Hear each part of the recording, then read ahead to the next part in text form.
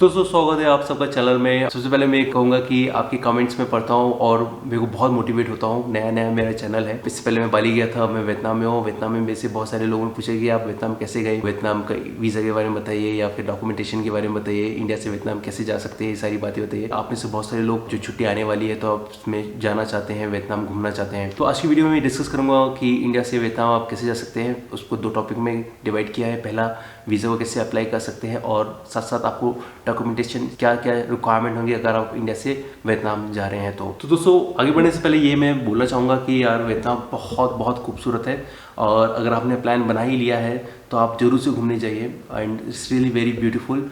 और most important, Vietnam उतना ही expensive है जितना इंडिया। अगर आप इंडिया में कहीं घूमने जाते हैं तो कितना खर्चा आता है, तो उतना ही खर्चा है। बस इंडिया से वियतनाम जाने का जो फ्लाइट टिकट है वो एक खर्चा बढ़ सकता है, बट वो भी इतना बड़ा नहीं है। 6 से 7 हज़ार 8 हज़ार के आसपास आपको फ़्लाइट्स मिल जाती हैं मुंबई से या दिल्ली से। दोस्तों इस वीडियो को सिंपल रखने के लिए ताकि आपको समझ में आए तो इस वीडियो को मैंने दो पार्ट में डिवाइड किया है। पहला पार्ट वीज़ा कैसे अप्लाई करना है और दूसरा पार्ट की डॉक्यूमेंटेशन क्या क्या रिक्वायरमेंट रहेंगी। तो सबसे पहले मैं वीज़ा की बात करूँगा। तो मैंने जो अप्लाई किया था वो मैंने ई वीज़ा अप्लाई किया था। एक पोर्टल होता है, वेबसाइट है, वहाँ पे जाना है, गवर्नमेंट की वेबसाइट है, वहाँ पे जाना है और वहाँ पे आपको अपनी डिटेल्स शेयर करनी है। जैसे कि आपका नाम क्या है, आपका पासपोर्ट नंबर क्या है, कौन सी डेट को आप वियतनाम जा रहे हैं, कौन सी डेट को आप वियतनाम से वापस आएंगे।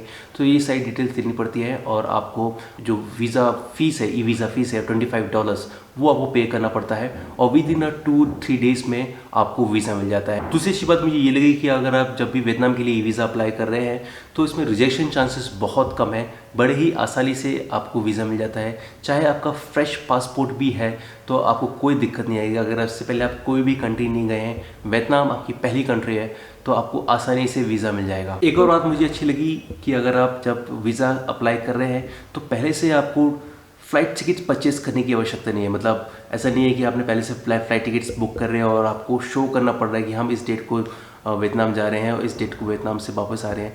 तो पहले से आपको खर्चा करने की ज़रूरत नहीं है।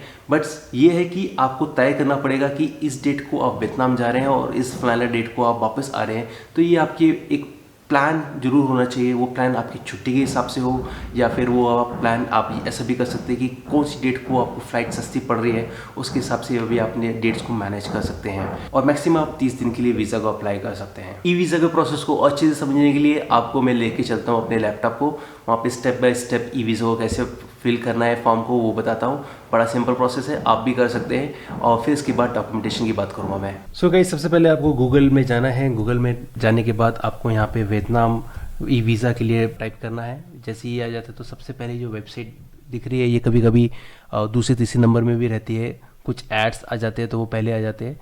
ओरिजिनल वेबसाइट यही है, आप इसमें क्लिक कीजिएगा।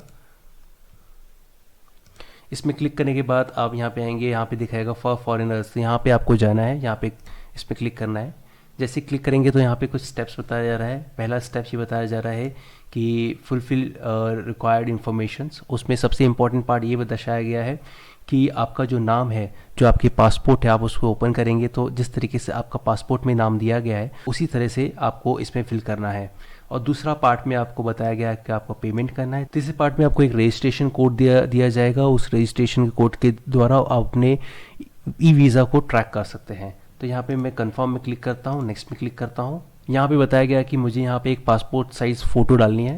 तो यहाँ पे पासपोर्ट साइज मैं फ़ोटो डाल रहा हूँ। ये मेरी फ़ोटो नहीं है, ये ऐसे रैंडमली मैंने निकाला है। और यहाँ पे आपको अपना पासपोर्ट का जो फ्रंट इमेज है वो डालना है जिसमें आपका फ़ोटो भी आ रहा हो। तो इसका भी मैंने एक लेके रखा हुआ है सैम्पल, वो मैं डाल रहा हूँ। यहाँ पे आपका फुल नेम आना चाहिए जैसे कि मेंशन किया है पासपोर्ट में, यहाँ पे शो के इसी हिसाब से। तो मेरा शर्मा हेमंत आता है, सेक्स मेल, और डेट ऑफ बर्थ बता रहा है 12/08/80 लिख देता हूँ मैं, 1980। ये मैं रेंडमली कुछ भी लेके चल रहा हूँ। एंड यहाँ पे आ रही है choose your nationality, Indian, India आ रहा है। ओके चला गया, ओके इंडिया आ गया है, इंडिया क्लिक हो गया। और नेशनैलिटी एट बर्थ अपने आप इसने इंडिया ले लिया है। रिलीजन्स क्या है, हिंदू। ऑक्यूपेशन क्या है, जॉब। फ़ोन नंबर में कुछ भी ले रहा, 96 कुछ भी ले ले रहा हूँ मैं फ़ोन नंबर। ईमेल आईडी में ले ले रहा हूँ @gmail com, और इसी ईमेल आईडी को फिर से री इंटर करना है कंफर्मेशन के लिए, qwe@gmail.com। आपका जो ये मैं सब रेंडमली कुछ भी ईमेल आईडी डाल रहा हूँ, आपका जो ईमेल आईडी है वो आप डालिएगा। पासपोर्ट नंबर ये पूछा जा रहा है तो मैं रेंडमली कुछ भी डाल रहा हूँ। आपका जो पासपोर्ट नंबर है वो आपको यहाँ पे मेंशन करना है। और टाइप, पासपोर्ट टाइप, ये पासपोर्ट टाइप क्या है, तो मैं ऑर्डिनरी पासपोर्ट पे क्लिक करूँगा। पासपोर्ट कब एक्सपायर हो रहा है वो डिटेल्स आपको यहाँ पे डालनी है। इस सेक्शन में आपको डेट ऑफ एंट्री डालनी है और ये देखना है कि आप कौन सी डेट को आपने चूज़ किया है डालने जाने के लिए। तो आप जो भी चूज़ कर रहे हैं वो आप इस यहाँ पे आप डेट डालिएगा। और मैक्सिमम आपको 30 दिन का वीज़ा मिलता है, ई वीज़ा। तो आप 10 दिन के लिए भी जा रहे हैं तो यहाँ पे चेंजेस कर सकते हैं, 30 दिन के लिए जा रहे हैं तो कोई बात नहीं, आप चेंजेस कर सकते हैं। नहीं भी करना चाहो तो कोई दिक्कत वाली बात नहीं है। पर्पस ऑफ एंट्री टूरिज्म अपने आप उसने रैंडमली ले लिया है।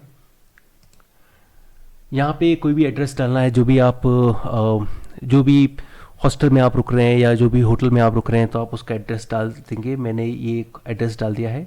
ये एड्रेस कहाँ पे पड़ता है, कौन से शहर में पड़ता है, जो होचिमी शहर में पड़ता है, तो मैं उसका डिटेल्स डाल रहा हूँ। ये होचिमी सिटी आ गया है। 10/8/2022 से 9/9/2022 तक की वैलिडिटी है मेरी वीज़ा की। यहाँ पे ये पूछा जा रहा है कि आप कौन से माध्यम से वियतनाम में एंटर हो रहे हैं, एयरपोर्ट या फिर लैंडपोर्ट से। तो मैं एयरपोर्ट से जा रहा हूँ, तो मैं होचिमी सिटी में मैं एंटर हो रहा हूँ। आप जो भी सिटी से आप एंटर हो रहे हैं तो आप उसकी डिटेल्स डाल दीजिए। होचिमी सिटी या तो फिर हनोई, ये 2 मेन सिटी है वियतनाम के, तो आप ये डाल सकते हैं। और मैं एग्ज़िट हो रहा हूँ, जो भी डेट को मैं एग्ज़िट हो रहा हूँ वो आप मेंशन कर दीजिए। मैंने यहाँ पे 9 तारीख डाल के रखी है। यहाँ पे आप जो भी डेट को एग्ज़िट हो रहे हो वो डिटेल्स आप ज़रूर से डालिएगा।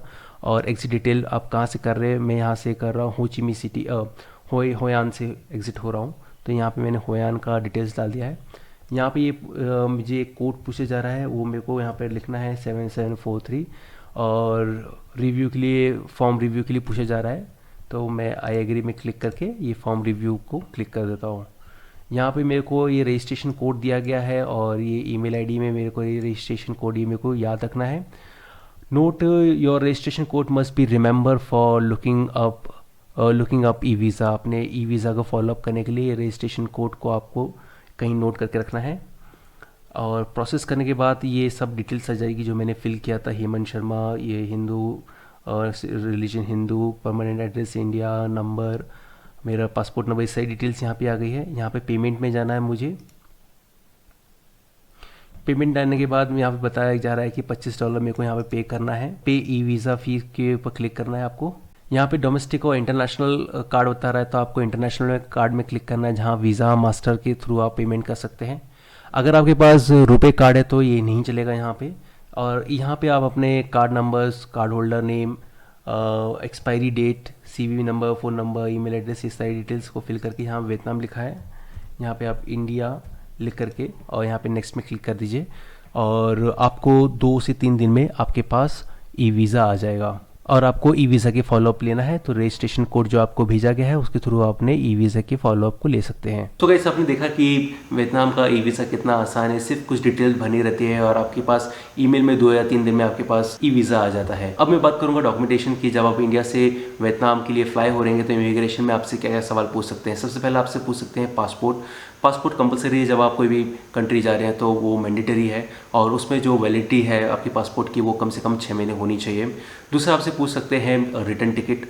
आप इंडिया से जब वियतनाम जा रहे हैं तो आपके रिटर्न टिकट भी वो पूछेंगे, कंपलसरी है, तो आप रिटर्न टिकट करा के चलिए अपने साथ। तीसरा आपसे पूछ सकते हैं कोविड-19 का सर्टिफिकेट, वो भी कंपलसरी है। आपने डोजेस लगाए हुए हैं तो आप उसका सर्टिफिकेट आप डाउनलोड करके अपने पास एक सॉफ्ट कॉपी या हार्ड कॉपी लेके चलिएगा। चौथा आपसे पूछ सकते हैं होटल रिजर्वेशन। सेवा साइट 1 या 2 दिन के लिए आप होटल का रिजर्वेशन करके रखिए, booking.com या मेक माई ट्रिप्स, कहीं से भी आप बुक कर सकते हैं। पांचवा आपसे पूछ सकते हैं ट्रैवल इंश्योरेंस। मेरे केस में ट्रैवल इंश्योरेंस नहीं पूछा गया था, बट कोई भी इमिग्रेशन ऑफिसर कोई भी सवाल पूछ सकते हैं, तो आप अपने साथ ट्रैवल इंश्योरेंस कैरी करेंगे तो अच्छी बात है। बट वैसे मेरे से नहीं पूछा गया था ये सारे सवाल। सो दोस्तों, ये स्मॉल डॉक्यूमेंट्स हैं जो आपको लेके चलना है और ये सिंपल सा प्रोसेस है ई वीज़ा का जो आपको फॉलो करना है। और ये है आज की वीडियो में। And really Vietnam is so beautiful. और बाकी के जो वीडियोस हैं आने वाले समय में आते रहेंगे। और इफ़ इन केस कोई टॉपिक मैंने कवर नहीं किया है, मिस कर दिया है, तो आप मुझसे कमेंट सेक्शन में पूछ सकते हैं। तब तक आप और अपने परिवार का बहुत बहुत ख्याल रखिएगा। Take care of yourself and your family. Till then, good bye.